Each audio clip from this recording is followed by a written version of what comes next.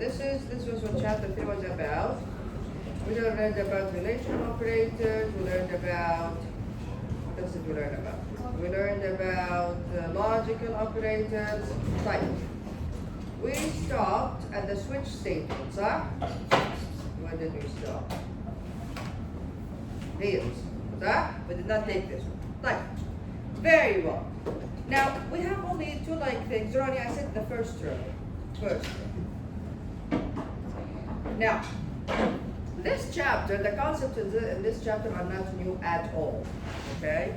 We are just learning here in this chapter about two new constructs that we did not see in Python. Python does not have the switch statement, for example, here. Right, what is the switch statement? If you did your lab for this week, you were already done. You were already practice the switch statement. Here, it gives you an example straight away. I'm not going to see the example. I'm going to actually look at the syntax of the switch statement first. Right, here we go. This is what a switch statement looks like. This is the syntax of a switch statement in Java. Use the word switch. Then, between parentheses, you have an expression. There are rules for this expression. We'll understand this in a second. You open braces. Here we go. Then we have also, then you use the keyword case. Then you use the keyword case. Beside the keyword case, you will need to specify a value. Again, there is a rule, there is a very simple rule for this value. Then colon. Then you put your statements. Okay? Most of the time, before you start the next case, there is a break statement. Most of the time. Still, break statements are optional. What else? We also have, other than the case statements, we also have a default statement here at the end. Again, this is also an optional statement. Like, what is the idea behind the switch statement? You see this expression here? This expression will be evaluated to a certain value. Most of the time, it's a number. Most of the time. Again, there are rules. We'll see in a second. What will happen is this value here will be compared to each of the values in the cases, right, that are right next to the case. As soon as there is a match, يعني for example, let's assume مثلا الvalue هنا مثلا 3. Here مثلا I have 2, then I have 3 here. There we go, there is a match.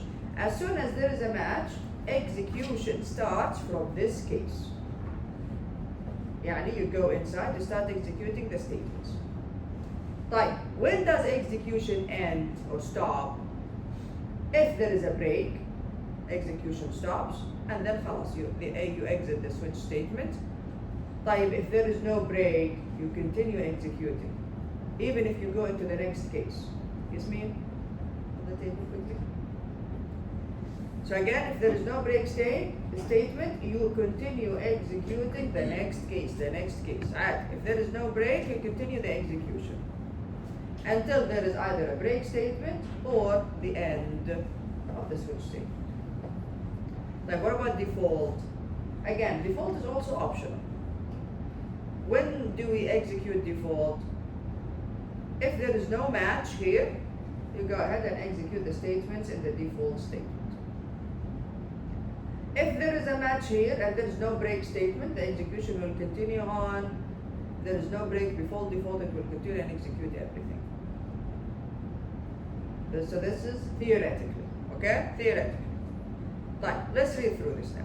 So the switch expression, here we go. Remember I told you there are rules for this expression? The switch expression must yield a value of char, byte, short, or int. We didn't learn about char yet. This is another data type in Java. We learned about it in chapter 4. Very simple. Byte, short, or int. That's it. These are the 4 values. يعني we cannot have a double. For example here. The value, this expression, and if this expression is, for example, x plus 1. The result of this expression must be one of these types. Char, byte, short, or int, and nothing else. Nothing else. Not a double, not a string, not a float, not a long. Okay, only these types. That's it. Type. And must always be enclosed, of course, in parentheses. Then, These values over here, value 1, value 2, etc., must have the same data type as the value of the switch expression. Yani if this is int, all of this should be int. If this is byte, all of this should be byte. If this is short, all of these should be short. If this is char, all of this should be char. Char is short for character. Type. The resulting statements in the case statement are executed when the value in the case statement matches the value of the switch expression. Note that value 1, value 2, etc. are constant. Yes, you cannot use a variable here. These are constants. Yani they can be مثلا number 3, number 4, number 57, number 56, whatever. But you cannot say something like right next to case x plus 3, for example. No, you cannot use the variable. They have to be constant values. Meaning that they cannot contain variables in the expression, such as 1 plus x method. No, you cannot use that here. Here in the expression you can, as long as the result is char, byte, short, or int. That's it. In the values you cannot. They must be constant values, actual يعني numbers that are written. Right. What else? The keyword break here is optional, but it should be used at the end of each case. Why? In order to terminate the remainder of the switch statement. If the break statement is not present, the next case statement will be executed. ما راح يوقف إلا لو إيش؟ If there is a break, it will not stop. Unless there is a break, or it reaches the end.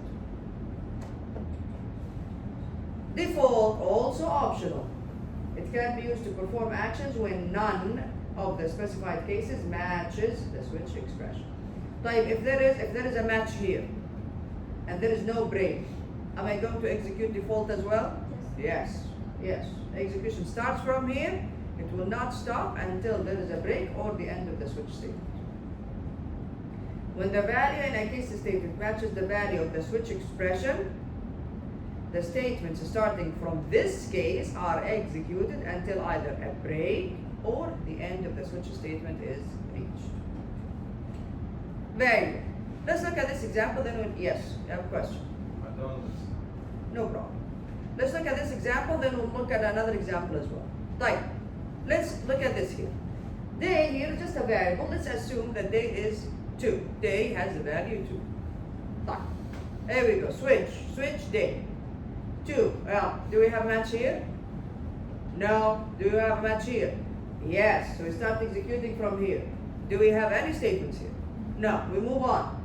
Do you have any statements here? Again, it doesn't stop until there is either a break or the end of the switch statement.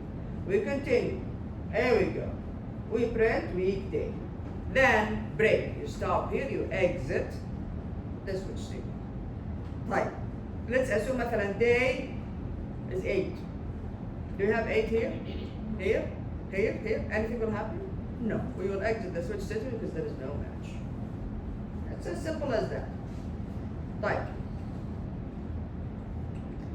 Let's look at another example. Here we go. The Chinese zodiac. Write a program that prompts the user to enter a year and then displays the animal of the year. Now this, you can always use if-else statements to solve this. But since I am not comparing ranges, I'm not saying if x is greater than 10 or x, you cannot use a switch statement for that, for comparing ranges. You can use switch statements if you are comparing to a specific value. Switch statements are much easier to use if you are comparing to specific values. So here I have specific values. The user enters the year, then I just do this, year remainder 12, it will give me one of these numbers. خلاص. These can be the cases in my switch statement. Instead of saying if this result double equals 0, then it's monkey. Else if it's 1, it's rooster. Else if it's 2. Yeah, you see? It's a lot. You can use a switch statement here. Right. Let's look at the code.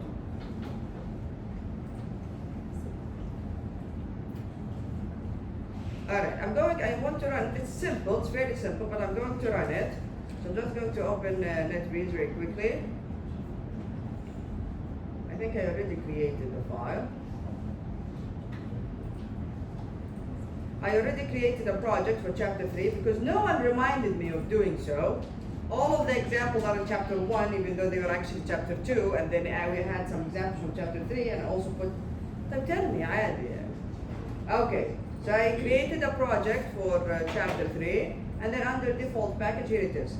It's the Chinese Zodiac class. Here it is. Type. Alright? What is the name of my class here? Chinese Zodiac. Alright. So I imported the scanner class, I created the scanner object, I asked the user to enter a year. I read it as an int, I stored it in the variable year. Now here we go. This is the switch statement. This is the switch statement. Year, remainder 12. See, this is the expression. Int, remainder, int. Good. There we go. There we go. Type. This will give us a value of the type int. Excellent. We can only use char, by, short or int. Okay, int. Now, look at the cases. If it's 0, then it's monkey. Break. If it's 1, then it's rooster. Break. If it's 2, then it's dog. Break. Here we go. Okay? We don't have a default here because you don't get any other numbers. Yeah. Remainder 12. Yeah. Okay? Type. Let's run it. Right click the file. Again, do not run the entire project. Run file. Yeah, give me a year. 2006. Done. Here it is. So 2006. Remainder 12 is 2. That's why print the dot, then break. Type. Let's run it again. Run again. Yell another year. 2005. Rooster. So 2005, remainder 12 is 1. There we go. Rooster, break. Okay. Run it again. Anyone else? Any other years? Huh? 1995. Pig. So 1995, remainder 12 is 3. There we go. There we go. No, it's not a dictionary. It's a switch statement. طيب. Now if I say مثلا here مثلا under peg, if I remove the break statement here, okay? خلينا نرجع نحط 1995. Run. What will happen when I put 1995? What will it print? Pig and then rat. Very good. Because no break statement. خلاص تكمل اللي بعدها. So 1995. There we go. Pig, then rat, then there is a break statement. Yes. Why do I need scanner? No, I mean we have to import the switch statement. No, switch statement is part of the language. It's not a class. It's just like if else statement, just like, okay? Yeah. Are there going to be cases where we don't have to use break in the switch? Yes. Again, this depends. Yani if there are multiple cases, if there are multiple matches where they all have the same output, then you don't use a break. You get it? يعني مثلا 0 and 1 and 2, you all مثلا all of them you need, for example, I don't know, to print high, for example. خلاص. Put the print statement here, and then break here, and then nothing here. You get it? So it's either if it's 0 or if it's 1, if it's 2, it will just move on to case number 2. Okay? Alright. Any questions? Want to take a picture? No, Code موجود عندكم في السلايد. It's a bit long. Yeah, it's not the full one. خلينا نرجع البريك أول. Do you want the switch only? طويلة يا جو. ما تبين كلها. ها؟ عادي تيجي هنا. لا تشغليه، لا تسوي كذا، لا. تيجي على اللينك، كنترول، تضغط وتمسك الكنترول تضغطي عليه. يفتح. شفتيها؟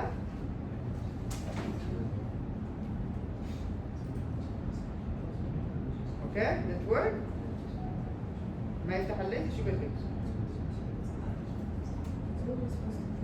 هو اللينك هذا الأخضر، Chinese Zodiac. نعم عليك.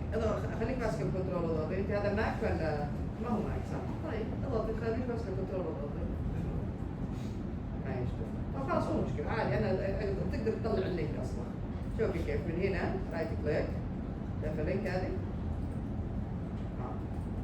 وين حاطين اللينك؟ الكلام البوكس. هي البوكس نفسه رايت كليك هذا شايف اللينك؟ Okay, you can say open link. Yeah, Jordan? Type, yes. Come on. Quick. Type. Any questions about this example? Any questions?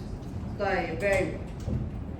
Now, the other new thing in this chapter, conditional operators. We have conditional operators. Yalla, let's all pay attention here. We have conditional operators in Python, but we did not learn about them. So we have conditional operators in Python, but we did not learn about them. What's a conditional operator? Another way of writing an if-else statement. So a conditional operator is another way to write an if-else statement. Look at this. If x is greater than 0, there's a missing semicolon here. Missing semicolon. Y assignment operator 1, semicolon.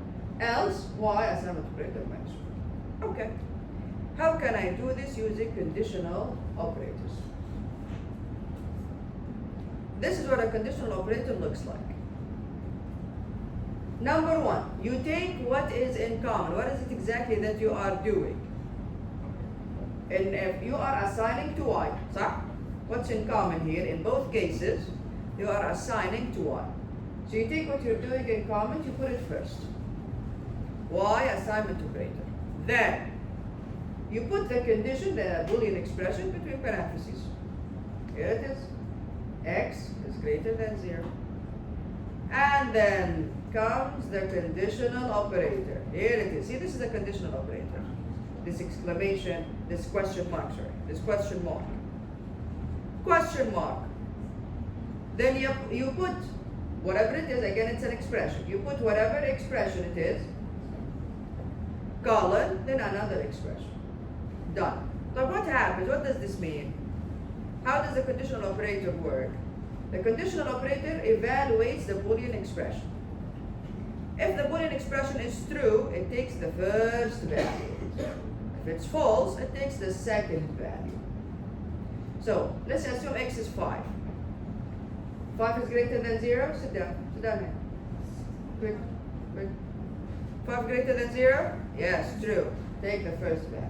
1. Then 1 is going to be assigned to 1. Right, let's assume x now is minus 3. Minus 3 is greater than 0? False. Take the second value, which is minus 1. Minus 1, assign it to 1. So this is the syntax of a conditional operator. You put the Boolean expression, question mark, this is very important. Then the first expression, again, it's an expression, it doesn't have to be a constant value. It's an expression, it can be a mathematical calculation, whatever. It's an expression that at the end of the day, it gives us a value. Expression, colon, another expression. If the Boolean expression is true, the first expression will be taken. If the Boolean expression is false, the second expression will be taken. Another example. Look at this. If num remainder 2 double equals 0, print num is even.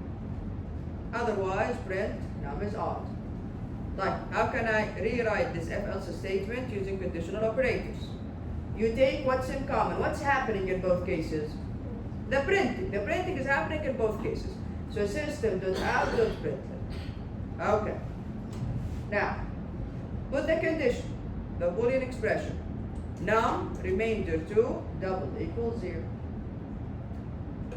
Question mark. The first expression is what? Num plus, the string is even, colon. The second expression, num plus, the string is odd. Now what is happening? The conditional operator works this way. It looks at the Boolean expression. If this is true, it will take the first expression and passes it to the println method. If this is false, it will take the second expression and passes it to the println method. Type, num is 7. Yeah, 7 remainder 2 double equals 0, true, false. So it will take this one. Num plus the string is on. Then it will passes it to the printer function, the printer method. Type. Num is 16. 16 remainder 2 double equals 0? Yes, true. So take this one. Num plus the string is even, then it will pass it to the printer method. Abdullah. Yeah, it's the same but different. Yes, it's another way of writing an if-else statement. So in the exam, what can I say? I can give you an if-else statement, and then I ask you, write this using a conditional operator. That's it. Yes. Which is more essential. Which is more? Essential, like more useful. No, it depends. It depends. Yeah, they are both used. Some people, especially those who are very used to the conditional operator, because it's shorter. If-else statements is longer. Yeah, they use this all the time. Okay, so again, it depends. It's about preference. Any other questions? Any other questions? Very good. So far, the new things in this chapter: switch statements and conditional operator. Type. Now, operator precedence. I'm not sure if it's your section or the other section. I told you before that you will see the precedence of operators, and including all of the operators, not only the mathematical ones, including relational operators, including logical operators, what else? Including assignment operators. Here we go. If I have an expression, a complex expression, that has all of these operators together, and then I don't have parentheses, we know that if there are parentheses, khalas, I always start with the parentheses. But if I don't have parentheses, how does it work? Fine. There you go. This is the precedence. Plus and minus, unary plus and minus. What do I mean by this?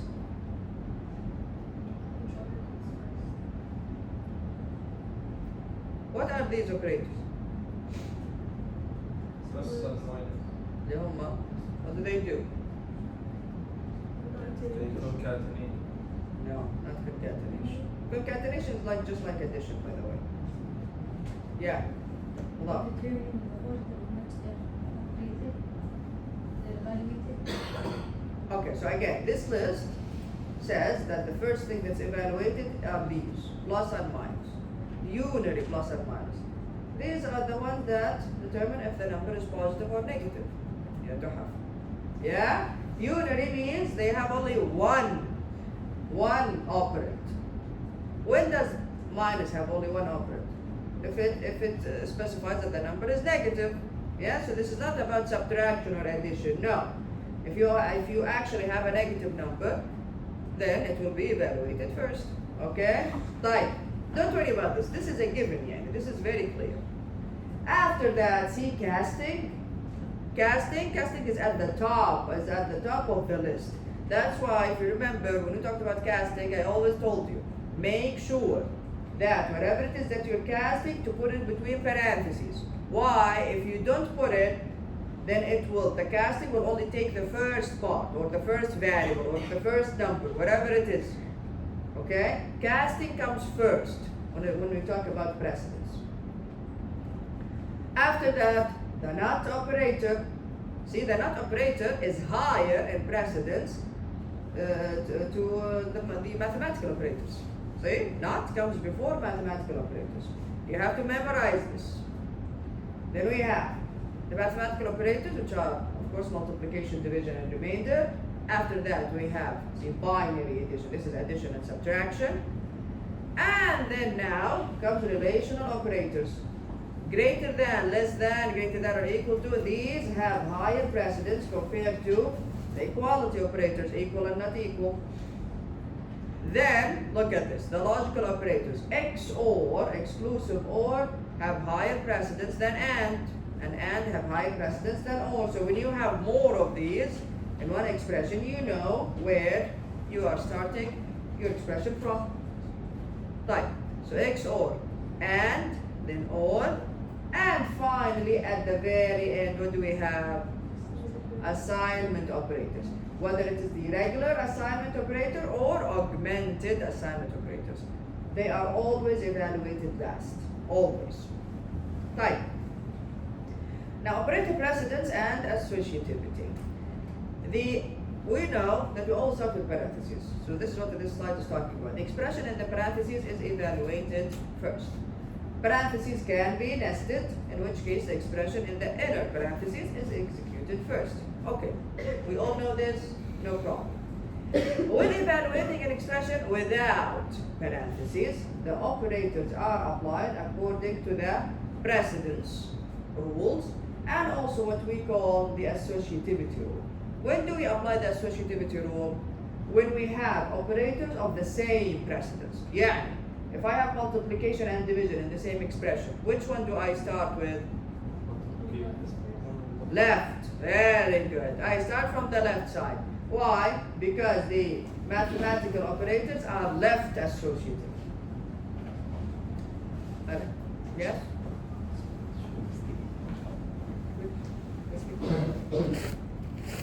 Alright. If operators with the same precedence are next to each other, their associativity determines the order of evaluation. All binary operators, all binary operators, all of them. These, all of these are binary operators. They are all binary operators except assignment operators are left associative. So if you have less than or greater than or less than or equal to, where do you start with? From the left side. All of the binary operators are left associative except for assignment operators. Assignment operators is the assignment operator, whether it's regular assignment or augmented assignment, is right associative. And we'll understand what this means in a second. When two operators with the same precedence are evaluated, the associativity of the operators determines the order. All binary operators except assignment operators are left associative. And look at this method. Where do we start here? يعني A minus B. Very good. Then plus C. So whatever the value of this plus C. Then whatever the value of all of this minus D. Here we go. So this is equivalent to this. Right. Assignment operators are, however, right associative. Yeah, if I have this kind of, look at this statement here. If I have this kind of statement here, only assignment operators are right associative. يعني only with assignment operators I start with from the right side. Meaning, where do I start with here? What do I do? Very good. مش equal. مش اسمها assign. Very good. So, number one, here you assign 5 to C, you're starting from the right side. You assign 5 to C, then you assign that value, you add it to B, and then assign it to B, and then finally, all of that, you assign it to A. So with everything else, we start from where? From the left. If we have operators of the same precedence. Except for assignment operators, we will start from the right. If we have multiple assignment operators, we start from the right side. Questions here? Questions? A very quick example. Yeah, I have this expression here. What do we start with? 4 plus 4 plus 3, the parentheses. Where you go? Leave you from. Go back to yourself. Back to yourself. أنا كثرة الطلعة هذا. Okay, so I start with parentheses first. There we go. 4 plus 3, 7. Now what? What now? multiplication. Multiplication. Why? Multiplication has higher precedence than relational operators and also than addition and subtraction. Like 4 times 4 is 16. Now what? Then The other multiplication. 5 times 7, which is 35. Now what? left side. Left side. Which one? Left 3 plus First of all, before you start, you decide with the left side, you have relational operators and then you have addition and subtraction. Which one has higher precedence? addition. Addition and subtraction have higher precedence. Then now you start from the left side. Very good. So this is 19, and then this is 34, and finally the relational operator. Okay? Is it clear, everyone? Is it clear? Now you can learn more about this. This is in your books, Supplement 3A.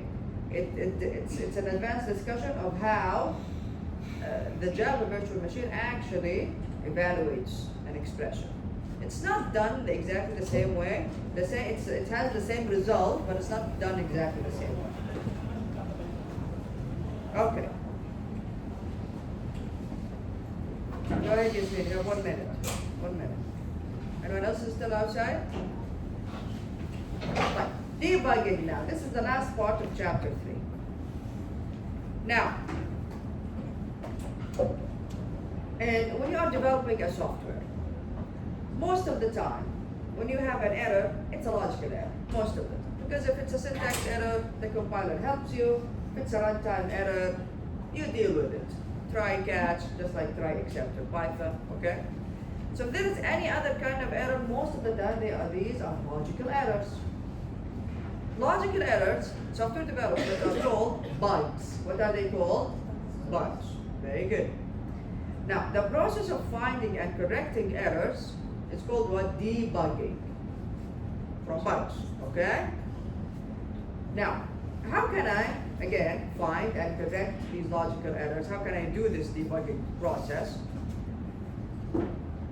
You can, for example, trace your code. You go line by line, make sure that you didn't mistakenly put a plus sign instead of minus sign or whatever. So a common approach to debugging is to use a combination of methods to narrow down to the part of the program where the bug is located. You need to locate where the bug is right now. How? You can hand trace the program, meaning going line by line. Catch errors by reading the program. Or you can insert, and I told you about this in Python, you can insert print statements in order to show the values of the variables or the execution flow of the program. Remember when I told you when you insert print statements, then it tells you, what is the value, for example, of x here, and then what, and then 2 lines later, put another print statement. This will show you what is happening to the values of the variables while you're running. And this way, it's a good way to actually find bugs. Now, if your program is short, this approach might work. So this approach might work for a short, simple program.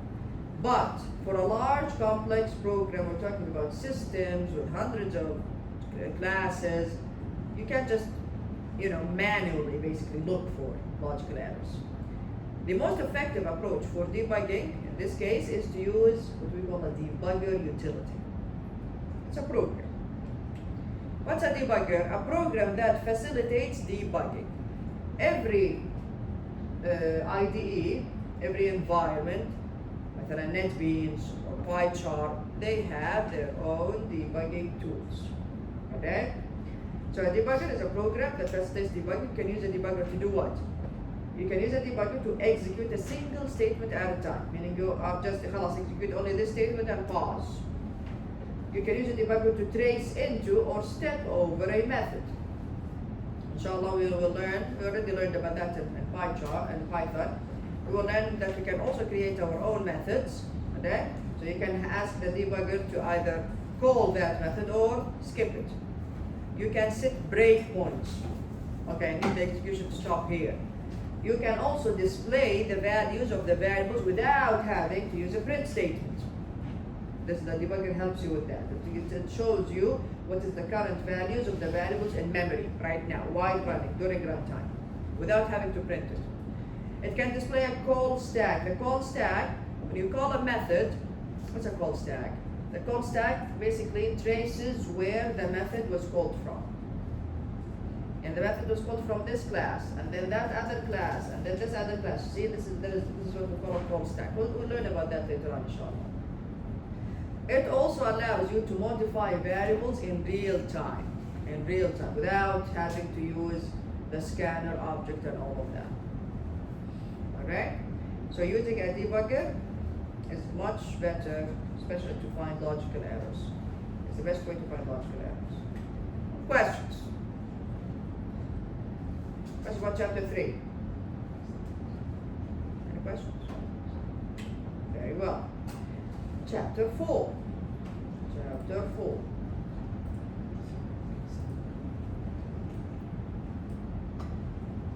Chapter 4. Here it is.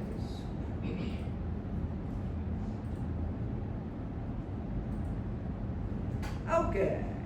Mathematical functions, characters, the char type, and also strings.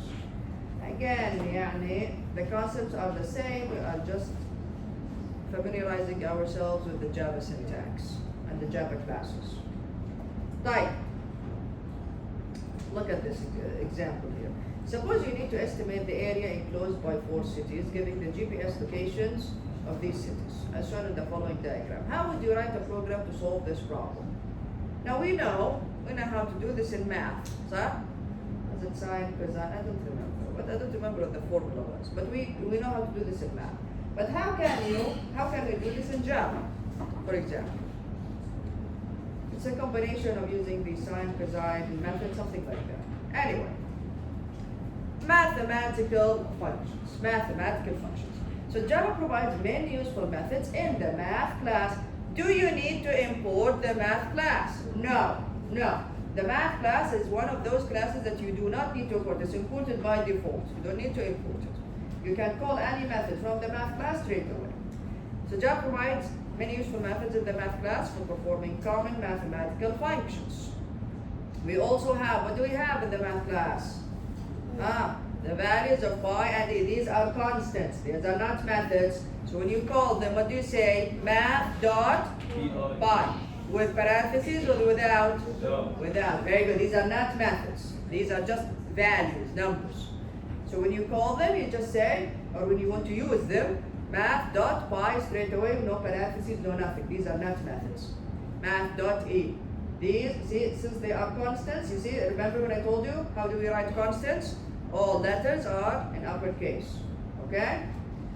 Then, the math class has different methods. We have the, okay, what is this? Trigonometric? Yeah, sine, cosine, stuff like that, yeah.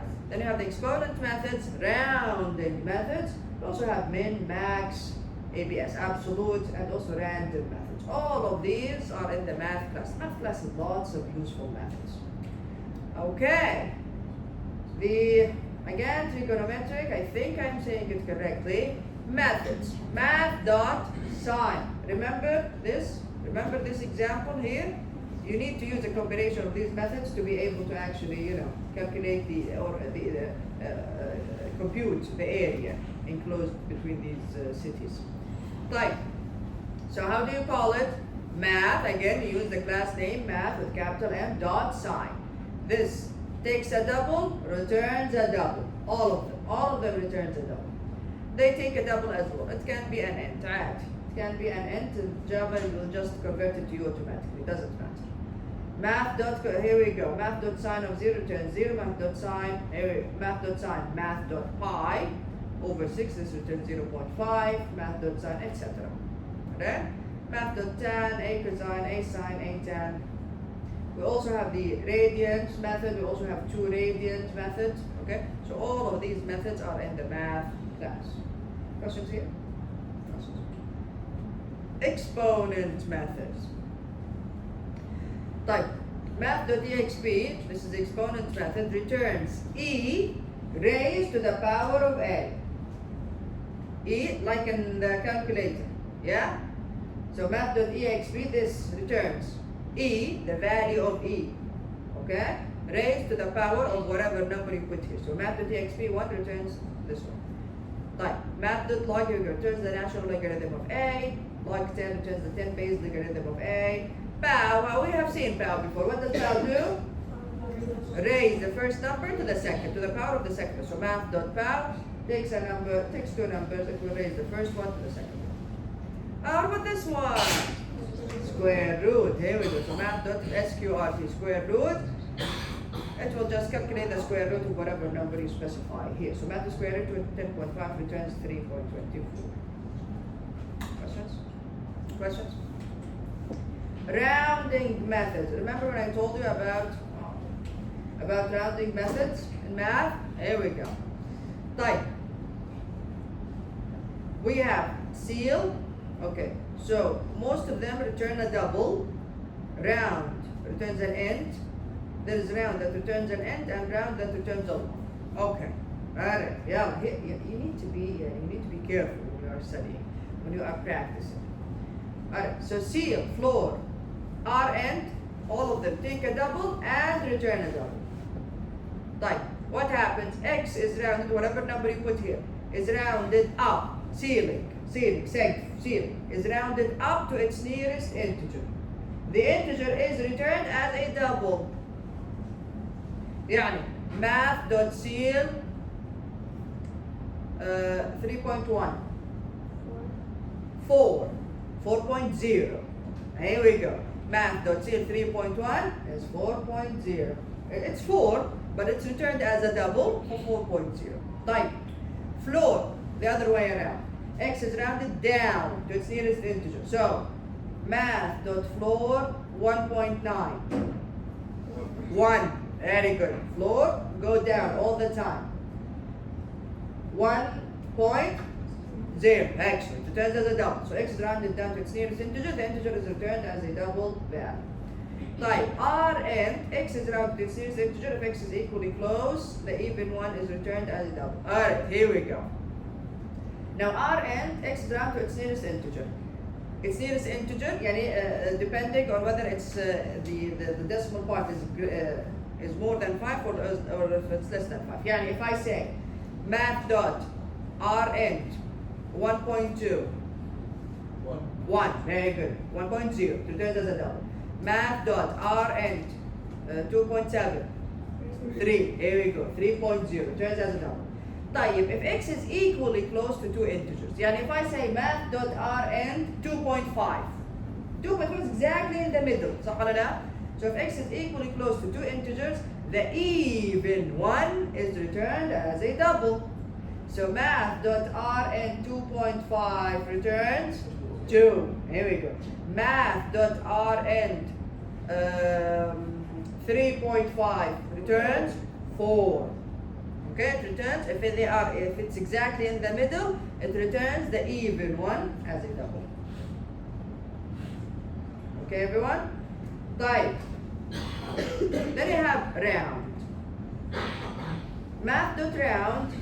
Okay, math.round can take a float. In this case, it will return an int.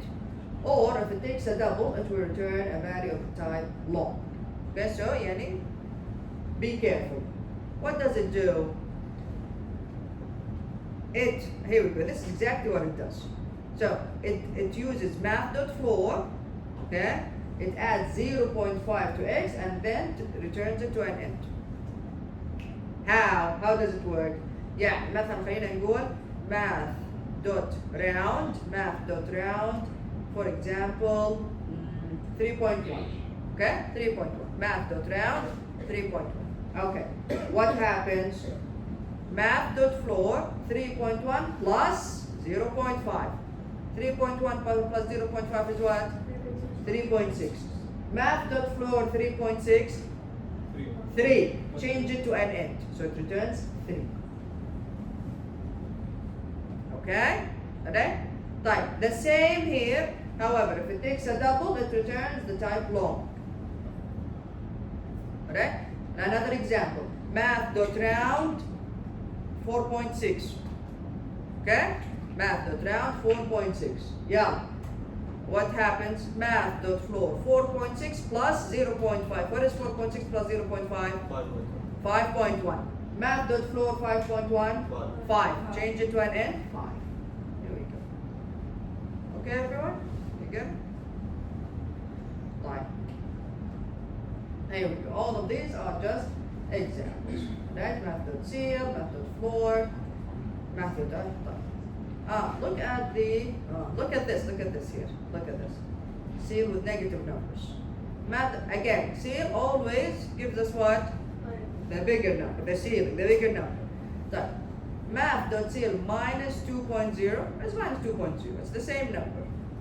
However, math.ceil minus 2.1 minus 2, because minus 2 is greater than minus 3. False, huh? We all agree. Now here, math.floor minus 2.0, again, it's the same numbers, minus 2. However, math.floor minus 2.1 minus negative 3. Very good, very good. Here we go. Questions here? Questions about the math? Yes. Yes, Abdullah. Where? Math round Oh, F means, we talked about this. This means that you want the float. number, yes, exactly. You want the number to be treated as a float. Okay? Alright. Any other question? Yes. ماني ساعة. long أكبر من الإنت. كلهم integers. so long أكبر. long ياخذ أرقام أكثر يعني. range حلوة. round. إيش تقولي؟ تقولي في الراوند؟ لا الراوند يمشي على نفس الرولز اللي احنا ناخذها في الماث. بس كيف يطبقها؟ بهذه الطريقة. يستخدم ماث دوت فلور بس يزيد نص على الرقم. فهمت علي؟ انت لما تسويه كده في راسك يعني زي الماث راح تلاقيه نفس النتيجة. اللي هو أكثر من النص كده وأقل من النص كده.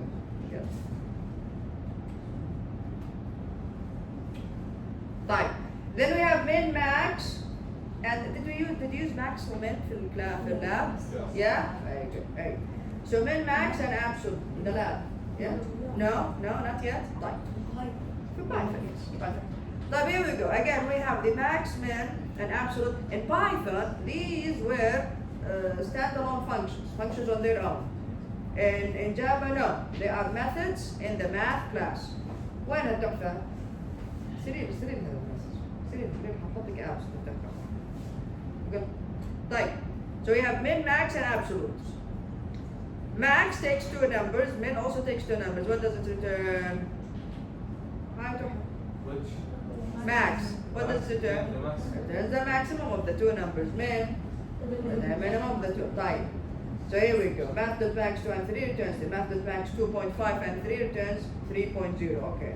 So it also casts as well. Math.min, this returns 2.5. Alright, then absolute, what does it return? Absolute. The absolute value. So absolute of minus 2 returns 2, minus 2.1, 2.1. Random, remember random? Remember random? Between 0 and Very good. Is 1 included? No.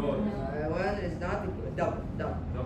1 is never included. So 0 is included. So 0, there is a possibility that 0 can be returned, but 1 is never returned. So returns a random double value in this range.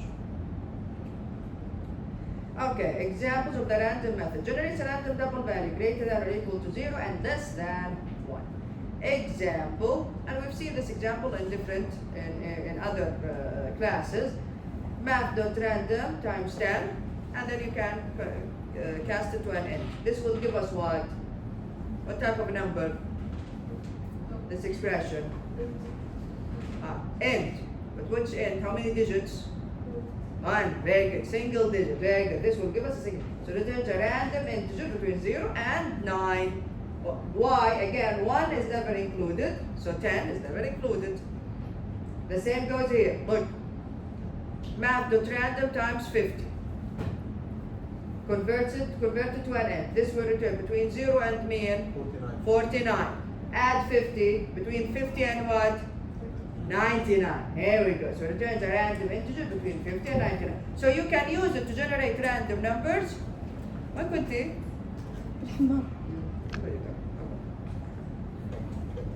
Okay. And this is the formula. A plus math.random times b returns a random number between a and a plus b, excluding a plus b. This is the formula for it. Okay?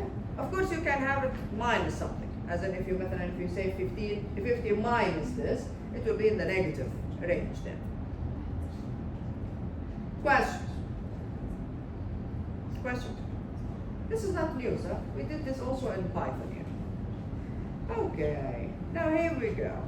Computing angles of a triangle. Listen, I'm not going to sit here and lie basically and say that I remember any of this. I don't remember any of this. Do you know this? Do you remember this one? You're taking calculus now. You don't take this now? No? طيب. So we have the formula. Alhamdulillah, we have the formula. Write a program that prompts the user to enter the x and y coordinates of the 3 corner points and then displays the triangle's angles. Good. So we have the angles for the formulas, which is the a cosine for this. Good. Alhamdulillah, we have the formulas. Okay. Let's look at the example very quickly. We are just going to use the a cosine method from the math class. Type. We need type. Here we go. I imported the scanner class. I created my scanner object. I asked the user to enter the 3 points. So I need x and y coordinates of each point. This is x1 and y1, x2 and y2, x3 and y3. How many numbers is the user going to enter? 6. See, the program is going to wait 6 times. So every time you enter a number, you press enter. It's waiting again without displaying anything. خلاص, enter 3 points. x1, y1, enter, x1, enter, y1, enter, x2, enter, y2, type. Compute 3 sides. Here we go. We use square root. Did we really use square root? It didn't mention anything about square root here. Okay? I don't see the square root. Okay. Compute the 3 sides. Oh, the length of the 3 sides. Okay. So this is how we can compute the length of the 3 sides. I think I remember this. Wasn't it? Yeah, I remember this one. It had a name. This formula had a name. Huh? I think so. I think so.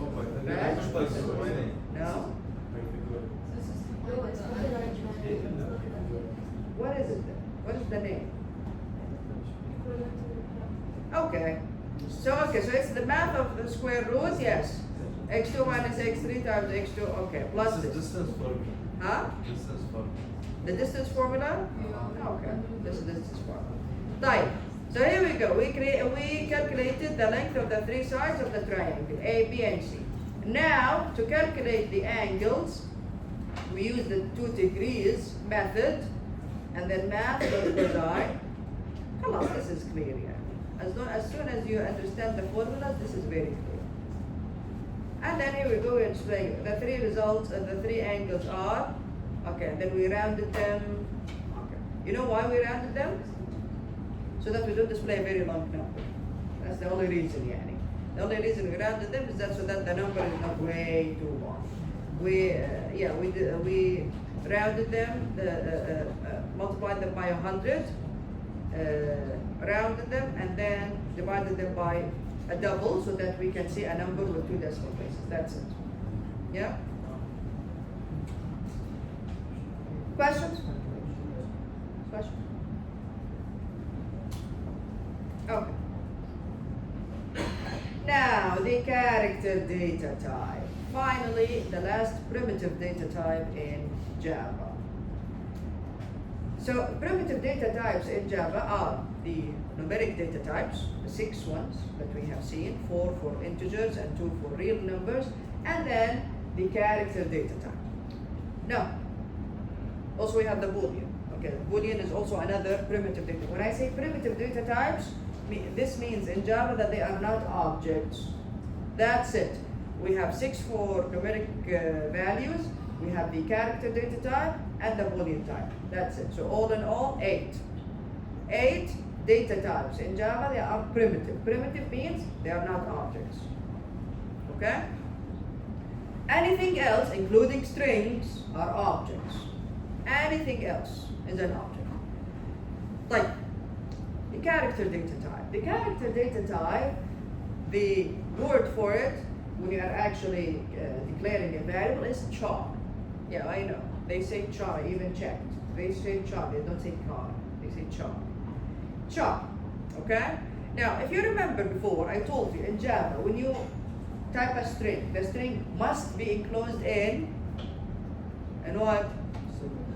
In single quotes? In double quotes. Very good. In double quotes. You cannot use single quotes. Type. What about single quotes? You can use single quotes in Java is used for the char type. For one character. So something like this. Char letter, so I have my variable, here's what is the name of my variable? Yes? Letter. Then the character A. Here we go. One character. Single quotes. One character. Okay? Num type. Num char, for example, and then the character 4. Okay. Now, you can either use the character itself. In this case, Java will use the ASCII code for it. Okay? Or you can even use the code itself. not the character, but the code itself, like this one here. This is from Unicode. This is from Unicode. You don't need to memorize this. There is a table with all of this, okay? So, between single quotes, when you start with \u from Unicode, meaning I'm going to type the code, for a character from Unicode. Okay? Here we go. So this is basically the character A, character capital A. And this is basically the character which is number 4. Correct? So you can put it this way or this way. What's wrong? كل يوم قاعدين يشتغلون. طيب. Note. Remember the increment and decrement operators, plus, minus, minus? Okay. They can also be used to on char variables. Okay, so what happens if I say مثلا letter plus letter becomes يعني which character becomes B. Here we go. Remember in ASCII, A, then B, then C, then so the increment and decrement operators can be used on char variables to get the next or preceding Unicode character. For example, the following step displays the character B. So for example, CH here of the type char, if I say system.println plus CH, which one is going to be printed? Character in here, mean? Which character? CH is the character A. If I add 1 to CH, then print it B. Here we go, B. Okay? Unicode format, alright. Java characters use Unicode.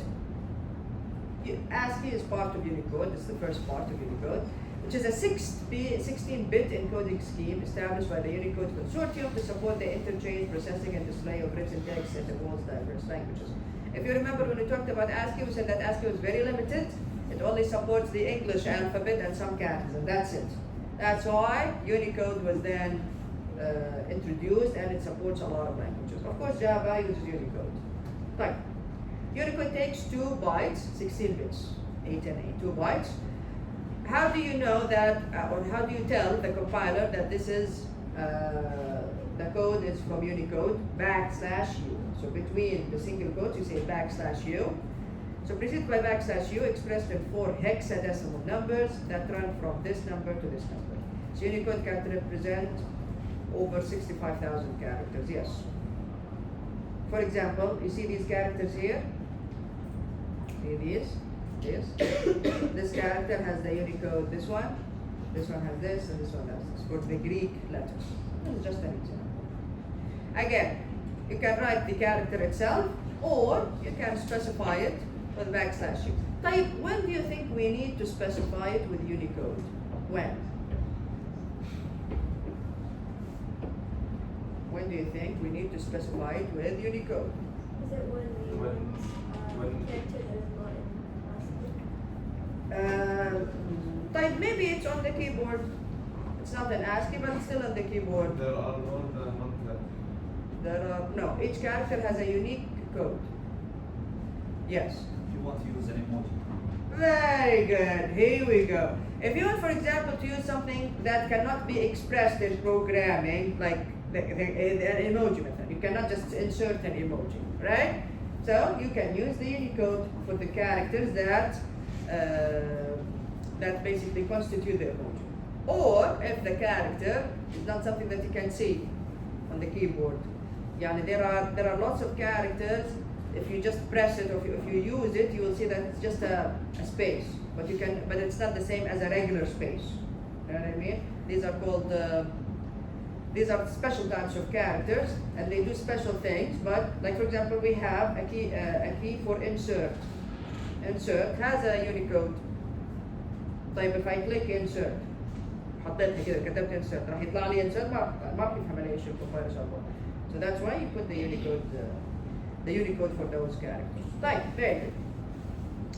This is again we are just writing the ASCII code for commonly used characters. Remember this from Python? So 0 to 9, the 0 starts from 48, 9 to 57, and this is a Unicode value. This is a decimal. This is in a Unicode, hexadecimal.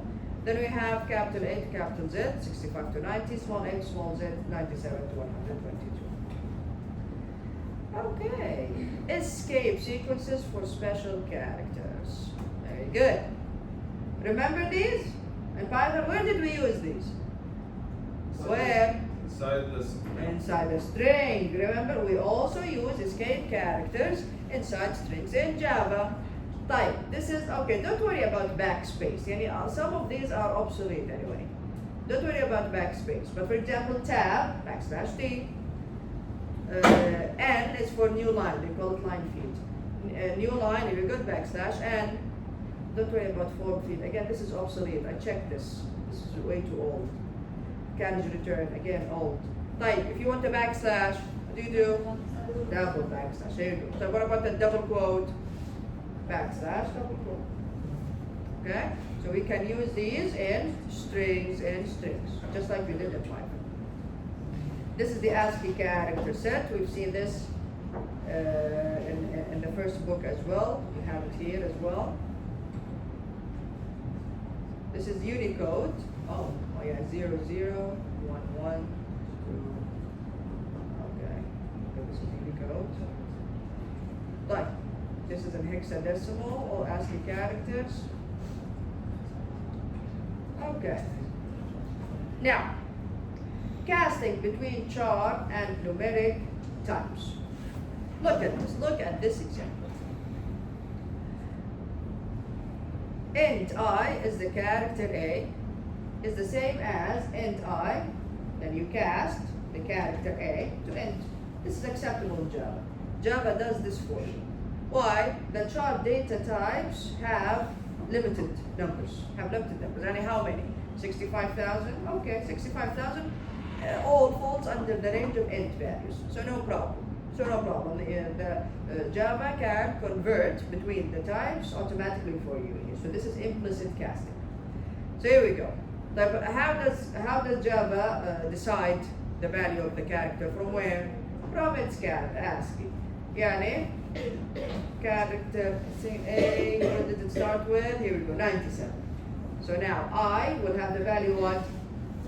97. Very good. Type char C. Now look, it's the other way around now. If I have a variable of the type char, and then I say char C is 97. Which character? Again, this is char. Which character has the code 97? A, small a. Alright? So this is same as, here you go, A when, huh? Added A. When did A? Added A, when not? Added A. 97. Okay? So now the value of the char C is the character A. So you do this, Java does it automatically for you. Comparing and testing. We can also, again, this is not new. We can also compare characters, something like this. If CH is of the char type, it's greater than or equal character A, and at the same time, it's less than or equal capital character Z. Then what does this mean? It's an uppercase letter, between capital A and capital Z. System does the parenthesis, H is an uppercase letter. Otherwise, if it's between small a and small z, it's a lowercase letter. Otherwise, if it's between the character 0 and character 9, it's a digit or a numeric character. Okay? So you can compare char data types like this, no problem. And what is actually being compared? The ASCII code or the Unicode for these characters. طيب. We have strings عندنا. ما نقدر نخلص الكلام هذا بسرعة. Getting string length. Okay, this is wrong. Comparing strings. Anything else after strings? Yeah, that's it. Okay, so we'll finish it on Sunday, on Monday as well. طيب. Methods in the character class. The character class, do you think you need to import the character class? No. The character class, just like the math class, you don't need to import it. Inshallah we will learn about this later on, but for every primitive data type, there is a class in the library. Yani we have a class called double, for example. طيب, how can I differentiate between the class double, hi Abdullah, and then the type double? The class double starts with a capital D. Okay? We will understand later on why we need classes for primitive data types later on. But we have also here, since we are learning about the chart data type, we have methods in the character class. Again, the character class, you don't need to import it. Character, the name is character, not chart, character, with capital C, with capital C. So if you're going to call any of these methods, what do you do? Character, with capital C, dot, then the method. Here we go. These methods take a value of the chart type. Is digit to return true if the specified character is a digit. Is letter if it's a letter. Is letter or ليش F هنا? There's a typo here. There is a typo here. Is letter or digit? Okay. To return true if the specified character is a letter or a digit. Is lowercase, returns true if the character is a lowercase. Is uppercase? Type. Two lowercase, what will it do? Returns the lowercase of the specified character. Two uppercase, returns the uppercase of the specified character. Alright, questions about the chart data type? Questions about the character class? Questions? You'll understand later on why we have classes of each of the primitive data types, inshallah, when we get to the object-oriented design. Okay? Everything is clear? Your quiz is going to be chapter 2 and 3, inshallah. Okay?